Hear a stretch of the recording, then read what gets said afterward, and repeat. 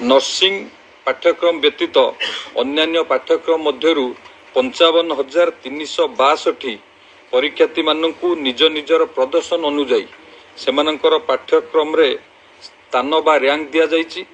विभिन्न पाठ्यक्रम रे तो पिला माने एबे एठारे देखिनियो हमर जो एबे ओ जे 2025 रो जो रिजल्ट आसिला सेठारे स्पष्ट भाव रे मंत्री कहचंती कि हमर नर्सिंग पिलां को बाद दे समस्तंकर रैंक कार्ड आछि। तो ताहेले तमे माने कन्फर्म हो जाओ जे नर्सिंग पिलांकर रैंक कार्ड आसी नाही। नर्सिंग व्यतीत अन्य जहाँ भी कोर्स रहिला से सबूर रैंक कार्ड आसी किंतु नर्सिंग पिलांकर रैंक कार्ड आसी नाही। तांकर रैंक कार्ड अलग दिन में प्रकाश पाइबो नहले डीएमईटी साइट रे प्रकाश पाइबो से ऊपर किछि भी एबे अपडेट नाही।